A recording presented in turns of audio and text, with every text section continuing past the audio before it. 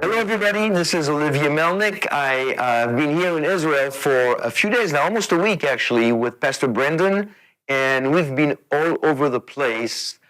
We're here just to support the country, to support the people, and to bring any kind of help we can. And in the process, so we brought supplies to different locations, people in the IDF. We've done some interviews, and today I'm really excited. I get to interview a new friend of mine. I met him back in the States, in Houston, a few months ago. And originally, we were going to do an interview online, and then Pastor Brendan and I were coming to Israel, and we thought, hey, we're going to be in his backyard. So I called him, and here we are. And so I want to introduce to you Ambassador Yoram Ettinger, and I'm going to let him tell you exactly who he is, because he can do it a lot better than me. So, Ambassador, welcome to the show. Thank you. Thank you for this opportunity. It's my pleasure, my privilege.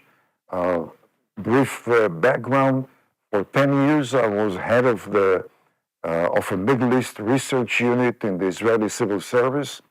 Later on, I was sent as Israel's Consul General to the southwestern states, based in Houston, Texas, and in charge of the area around Texas, New Mexico, Oklahoma, Arkansas, and Louisiana. That's where I was introduced to small-town America. Later on, I was sent back to Israel as the head of the government press office, which is in charge of Israel's relations with the foreign media. And my last post as a civil servant was in the Israeli Embassy in Washington, where I was in charge of Israel's congressional relations. And since 1993, when I retired from the civil service, I decided to pursue that engagement with the U.S. Congress, with American-Israeli relations on my own. And for the last 32 years, I've been to the States 3-4 times a year, spending time on Capitol Hill, off Capitol Hill, in small-town America mostly, but also in the major cities, trying to highlight reality and expose wishful thinking and misrepresentations. Thank you. That's quite a resume, and I'm sure there's more you could share. Now, let me jump right in. We're 8 months from October 7th, and your expertise is on U.S.-Israel relations. Let's just set the stage. Something happened on October 7th, this terrorist attack. How do you think it's changed everything, not just for Israel, but for the rest of the world, what happened in October 7th? Well, on October 7th, Israel was targeted by one of the most horrific acts of terror by Hamas terror organization from Gaza. But this is not Israel's war alone. Hamas is a branch of the Muslim Brotherhood. The Muslim Brotherhood is the largest Sunni Islamic terror organization, which was established in 1928 with a stated vision, a stated goal to bring the Western infidel to submission and establish a universal Islamic society based on Islam, which according to the Muslim Brotherhood is the only divinely ordained legitimate religion on earth, and all those who do not recognize Islam would be brought to submission by the Muslim Brotherhood. This is our war here today, since October 7th. Hamas is also a proxy of the Ayatollahs of Iran. The Ayatollahs of Iran took over control of Iran back in February of 1979, and they have their own so-called constitution, so-called fanatic religious ideology, of, first of all, bringing down all what they call apostate regimes, namely non-Shiite Muslim regimes, which means every one of the pro-American Arab regimes, Saudi Arabia, United Arab Emirates, Bahrain, Egypt, Jordan, Oman, etc. And then the goal of the Ayatollahs is to bring to submission the great American Satan. And that's the reason that Iran is not only preoccupied with the Persian Gulf and the Middle East, Iran has been very deeply entrenched in Latin America, from southern Chile all the way to the US-Mexico border since the early 1980s. And when we fight Hamas today, we fight a proxy of Iran.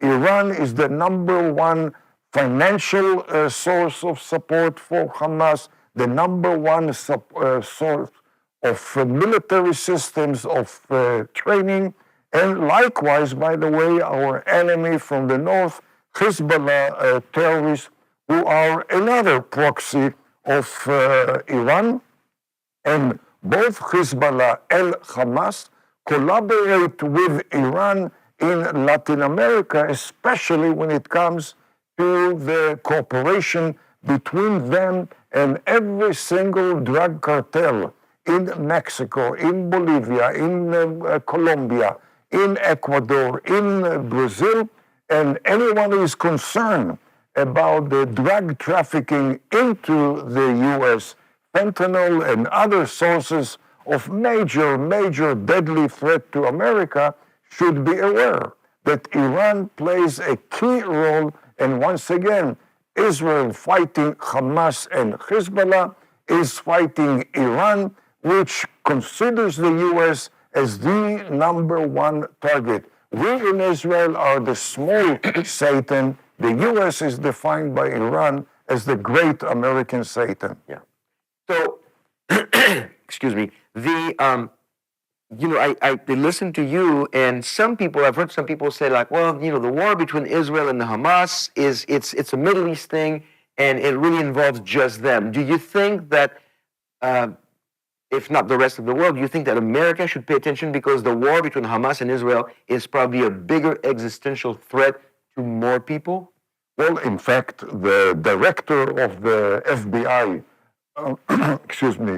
Chris Wray, visited Israel during this war in order to study the way Israel is dealing with urban warfare, with terrorism, October 7 style, because according to the FBI director Chris Wray, pro-Iranian Islamic terrorist organizations have been inspired by October 7 to carry out similar acts of terrorism on the soil of the United States.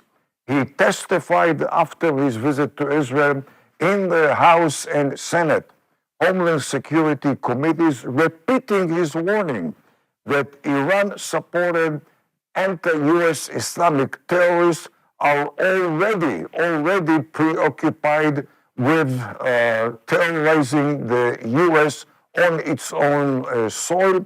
Recently, in June, he also testified in the Senate and the House Appropriations Subcommittee dealing with domestic homeland security, and he delivered a major address at the West Point Military Academy, reiterating the fact that October 7 is today inspiring anti-American, Iran-supported Islamic organizations.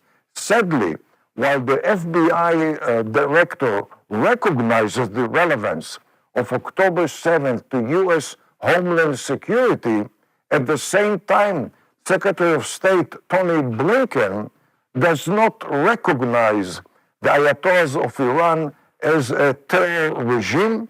He sticks to his own diplomatic option against towards the Ayatollahs.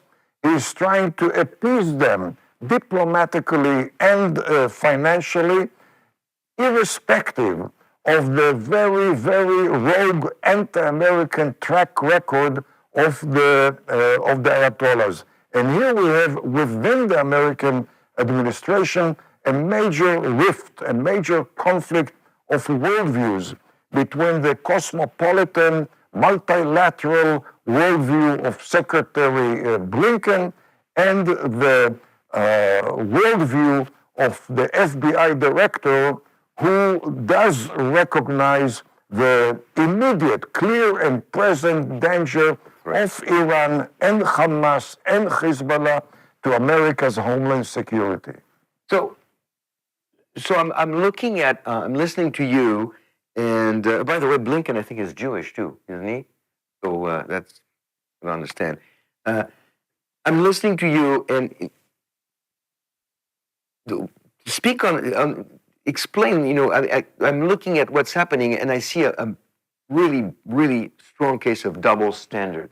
The whole world is looking at Israel as the enemy, as the problem in the Middle East. If only Israel would give land, would go for the ceasefire, and by the way, most of the world has forgotten about October 7th. Within a week, they forgot about it, and then they started pushing the agenda of let's make sure that Israel is looked at as the problem. And so I want to talk a little bit about this double standard, and also I want you to help our audience, from your perspective, what do you think the U.S. administration is doing wrong, and maybe even further, why do you think that is? Because I see this as being pure evil. There's no the double standard against Israel, and I just fear that at some point the U.S. might just say, okay, which they almost did a few weeks ago, we're not going to finance any more weapons, and we're not going to help Israel. Could Israel defend herself if that was the case? So that maybe that's 2 or 3 questions right there. Well, I don't think the issue here is necessarily a double standard or anti-Israel position. The issue is misunderstanding, miscomprehension of the Middle East, and the attempt to apply to the Middle East Western values, Western institutions. Yes. You take the case of the Ayatollahs of Iran and the earnest attempt by Secretary Blinken to pacify the Ayatollahs. There is a problem. He does not understand, and he takes too lightly, the centrality of a fanatic ideology which is guiding the Ayatollahs. He subscribed to the Western notion of money talks, and he does not accept the fact that when it comes to the Ayatollahs of Iran, when it comes to Hamas, when it comes to Hezbollah, when it comes to the Palestinian Authority, Palestinian terrorism, they do not allow money or diplomacy to transcend ideology. Because here we have 45 years of the Ayatollah's regime in Tehran. They have been subjected to a flow of mega $billion coming from Western countries, mostly the US, to Tehran, and 45 years track record have documented the fact that such a flow of benevolent gestures by the US to Iran has only exacerbated, bolstered the anti-American Iranian drug trafficking, money laundering, terrorism, proliferation of military systems, and as I said, all the way to the US-Mexico border. We have seen the misunderstanding of the Middle East many times before. This is not an astonishing development of October 7. You go back to 1981, Israel was pressured brutally by the United States to refrain from bombing the nuclear reactor in Iraq. We were told that if we dare bomb the nuclear reactor, we will be denied supply of combat aircrafts, other military systems, ammunition, were going to be boycotted by the global community. Well, Israel destroyed the Iraqi nuclear reactor, and it took some time for the West to realize that this was one of the greatest gifts by Israel to Western democracies. Only in 1991, after the first Gulf War, then Secretary of Defense Dick Cheney said in a public event in Washington, "Thank you, Israel, for bombing the Iraqi nuclear reactor in 1981, which spared us, the US, a potential nuclear confrontation in 1991. How many thousands of American lives were saved by such an Israeli defiance of American pressure? How many not billion, trillions of dollars were saved by such an Israeli action? And the same goes for many other such actions. We take the 1967 war, where Israel preempted Egypt and Syria and Jordan in defiance of the US, which sent a message to Israel.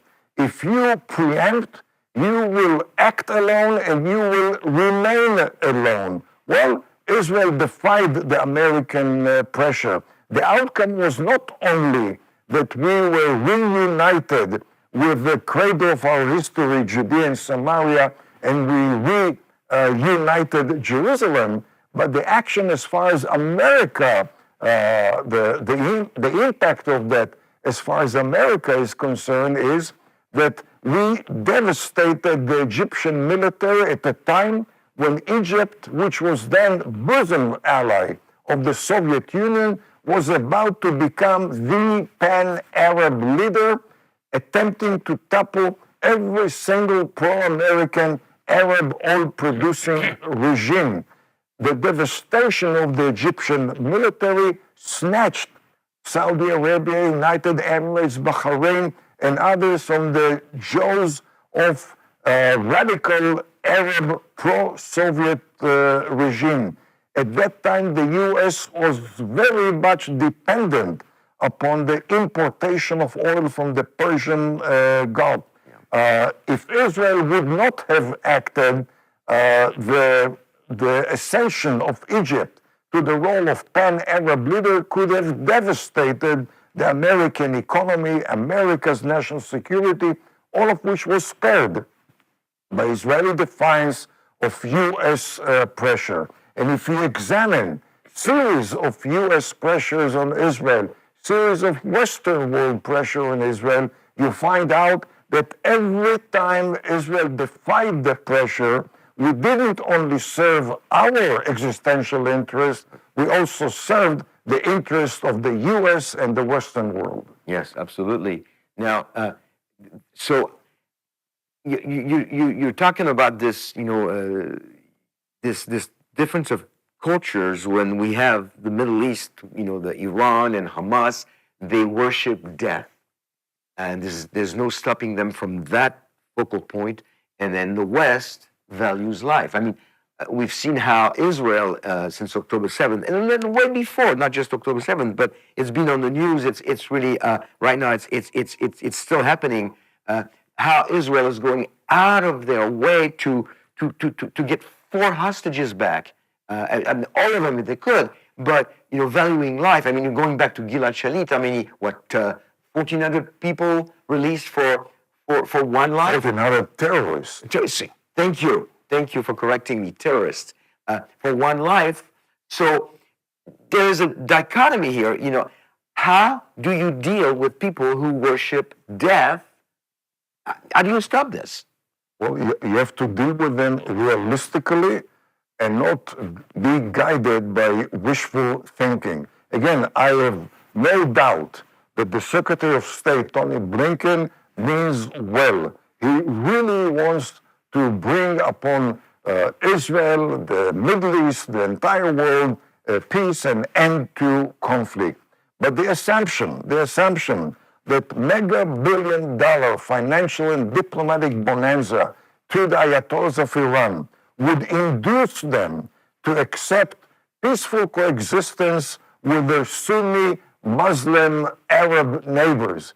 The assumption or the delusion that such a bonanza, such a gesture towards the Ayatollahs would induce them to abandon their fanatic religious ideology and would induce them to become good faith negotiators is a classic example of wishful thinking, Pollyannish vision, and you cannot base national security on wishful thinking. You cannot base it on hopes that reality will change. We're talking about Middle East where for the last 1400 years there hasn't been intra-Muslim peaceful coexistence. And here we have a new idea that mega billion dollar would convince those who haven't managed to establish peaceful coexistence among themselves, mega billion dollar would convince them to accord the so-called infidel that which they do not accord to their own so-called believing brothers. Their own people. Now, and this has been that way, it's not something new, like you just mentioned. This has been that way since the Shah was deposed in 1979. And, and all we're seeing is appeasement. And appeasement didn't work so well for Chamberlain, during the Second World War. In the Middle East, unlike the West, in the Middle East, gestures, retreats, appeasement are interpreted as weakness. Weakness, absolutely. And weakness brings the wolves out. Weakness whets the appetite of terrorists. And any such gesture on the part of the U.S. towards Iranian regime, towards Hamas, towards the Palestinian Authority, towards Hezbollah, is rightly interpreted as a weakening of America's posture of deterrence and therefore a tailwind to rogue regimes against the U.S. and against each one of its allies. In the Middle East, the number one element which protects one's survival is posture of deterrence. Retreat and concessions undermine posture of deterrence in the Middle East. And the pressure by Secretary Blinken on Israel to retreat from Judea and Samaria and allow the establishment of a Palestinian state doesn't only defy history as far as the role played by Judea and Samaria in setting Jewish culture, Jewish history, Jewish religion, Jewish language, it also undermines the ABC of geostrategic policy in the Middle East. Israel's withdrawal from Judea and Samaria would obliterate Israel's posture of deterrence, which would bring in a wave of terrorism which will dwarf October 7. On the other hand, Israel's control of the mountain ridges of Judea and Samaria is not only serving Israel, it's the first line of defense of the pro-American Hashemite regime in Jordan, which is bolstered by a strong Israel. And should the Hashemite regime of Jordan be toppled by Islamic terrorism assault on Israel, which would be facilitated by Israeli withdrawal from Judea and Samaria, should the Hashemite regime be toppled, that would create a domino scenario, ripple effect into the Arabian Peninsula, threatening the existence of every single pro-American Arab regime in the area, a bonanza to China and Russia and the Ayatollahs and the Muslim Brotherhood, and a major economic and homeland security setback to the U.S. and every single Western democracy. Yeah, so I'm thinking, I keep thinking, we're here in Israel, but in a few days I go back to America, and there's this current administration that is not doing much or becoming an enemy of Israel. So here's the $1 million question: where do you think this is going, and do you think things would change if Donald Trump comes back for a second term?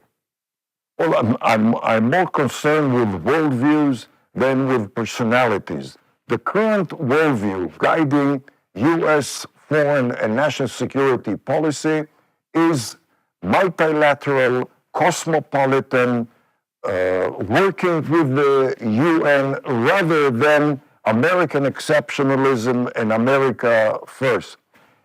In order to maintain the posture of the U.S.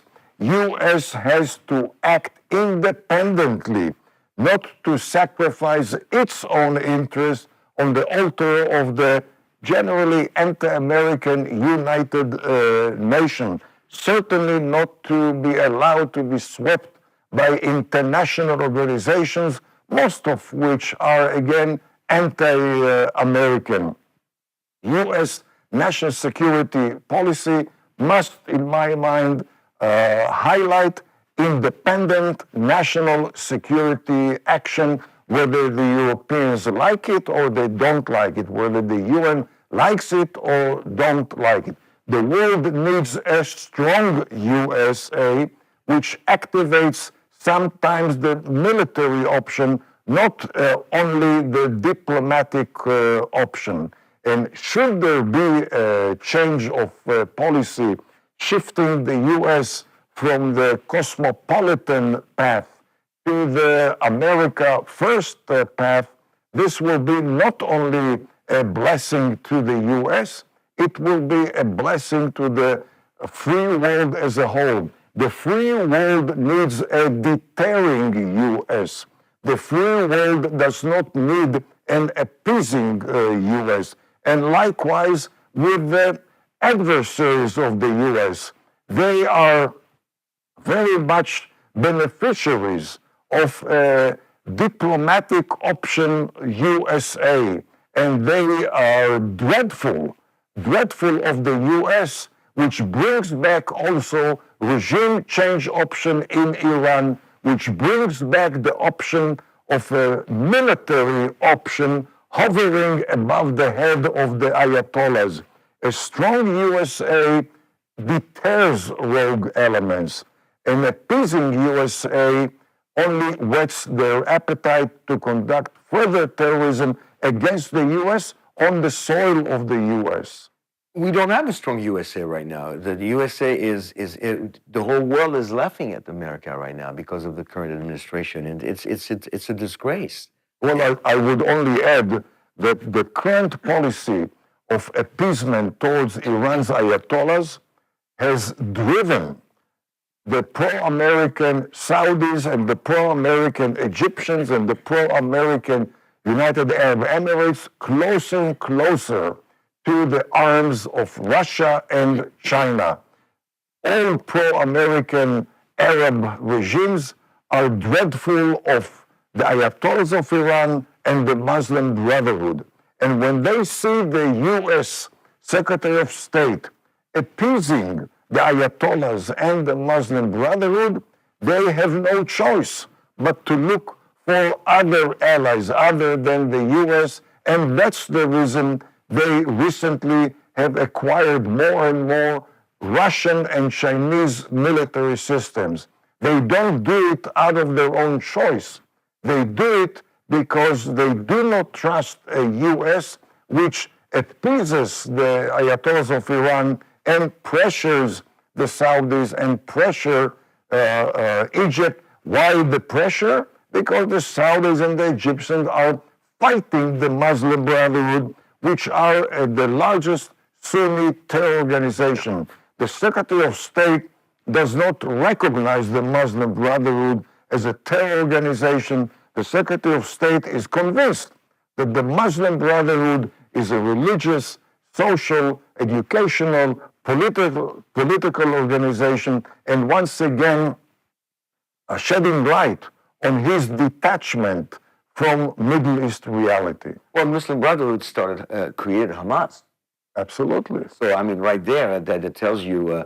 Now, okay, so I know we're doing this interview because of your expertise on Israeli U.S. relations. But if you can speak as we wrap this up, if you can speak on, do you think that the only way to deal with this conflict right now, from the terrorist attack of October 7th, is to continue to eradicate Hamas until they're all gone? And what do you think the situation in Lebanon? Do you think war with Hezbollah is inevitable? Well, we have on the one hand Secretary of State Blinken pressuring Israel to negotiate with Hamas terrorists. Any attempt to negotiate with Hamas terrorists requires ignoring the track record of the last 15, 70 years of negotiation with Hamas in between waves of terrorism by Hamas against Israel.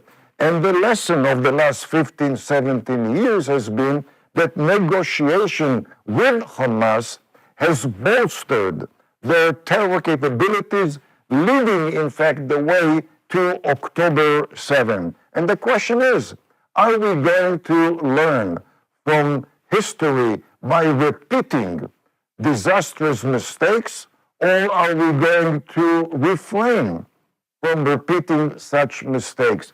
Current U.S. policy pressures Israel to repeat past mistakes. Moreover, current U.S. policy disregards or ignores the most fundamental element of national security. On October 7, Israel's posture of deterrence was demolished. In the Middle East, where there hasn't been yet intra-Arab or intra-Muslim peaceful coexistence, in the Middle East, where regimes do not ascend to power through ballot, but through the bullet, and therefore regimes are tenuous, and as a result their policies and agreements are tenuous, in such a region of unpredictability, violent intolerance, the most important component of national security for Israel to restore its posture of deterrence, we have to send a message by obliterating the source of terrorism of October 7, namely to obliterate Hamas militarily and politically in the area of Gaza. Should we fail to obliterate Hamas, it will be also failure to restore posture of deterrence, which would not only encourage further wars and terrorism, it will also deter further expansion of the peace process between us and Israel. It will also deter evacuees in Israel from the south and the north to go back to their towns along Gaza and along Lebanon. And it will certainly deprive the U.S. of a major force multiplier in the Middle East, namely deterring Israel. So okay, fast forward to the day where Hamas is completely gone. Israel has destroyed Hamas, the leadership, the people, clear slate. What happens in Gaza Strip? Do we now have a presence of Israeli forces forever, or do you give back the Gaza Strip and say, okay, start fresh without Hamas? What do you think? Every decision towards the future must rely on past track record. The track record shows us that foreign, non-Israeli presence in critical areas such as Gaza, Judea and Samaria, or Lebanon, not only does not ensure stability and security, but it encourages further acts of violence. For instance, Israel withdrew from Gaza completely by 2005 when we uprooted Jewish communities, we uprooted the Israeli military presence from Gaza. European observers were sent to the area, and within few months they packed and left because they were deterred by the presence of Hamas terrorism. In the north, Israel took over control of southern Lebanon, and we were coaxed into evacuating southern Lebanon in return for a UN resolution 1701, which promised Israel's security to be reinforced by presence of international peacekeepers. Within few months, Hezbollah terrorists took over the area. The peacekeepers are busy protecting their own lives. They're not going to sacrifice their own lives on the altar of Israel's national security, hence the war in the north. Israel is not the only example that proves that foreign military forces do not bring in more stability. The U.S. Sent its own Marines forces to Lebanon when Israel was fighting Palestinian terrorism in Lebanon. And in fact, the intent of the U.S. military presence was to protect the Palestinians and bear hug the Israelis. But then came two car bombs, one Islamic car bomb in the U.S. Embassy and one Islamic car bomb at the U.S. headquarters of Marines. Some 300 or 250 Americans were murdered in those two car bombs, acts of terrorism, and the Americans packed and left Lebanon. America wanted to stabilize Somali, and they sent American troops to Somali. But then came the Black Hawk going down. American troops were killed, were lynched, were slaughtered, and the American force packed and left back to America. There are no free lunches in the Middle East. For Israel to secure its own national security from Gaza, we will have to be in charge of security in Gaza. We should not delegate the responsibility to other forces. We have made it very clear, we don't want American soldiers protecting us. We ask for American military assistance, which our soldiers, will use. For Israel to depart from that and allow Americans, NATO, Arabs, international, whatever forces, to protect itself from Gaza or Judea, Samaria, or Lebanon is going to injure severely not only our favorability in our image, it will injure severely national security of Israel, and therefore the stability of the region, and therefore vital American interest in the Middle East. I agree. So, Ambassador, from a human perspective, it looks like there is very little hope. But I'm always drawn back to God's word, and I read in the prophet Jeremiah, chapter 31, verses 35 through 37, "Thus says the Lord, who gives the sun for light by day and the statutes for the moon and the stars for light by night, who stirs up the sea so that its waves roar.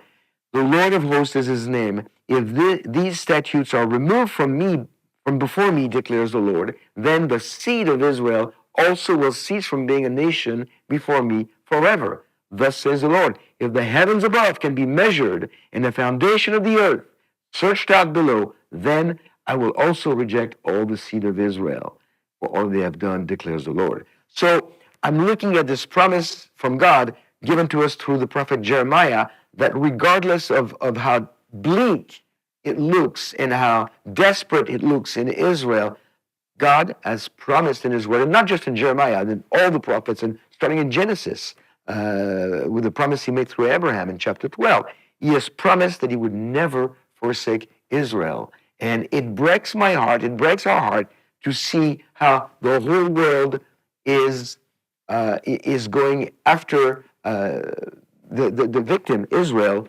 and being blinded by political correctness, by policies that you've explained to us very well.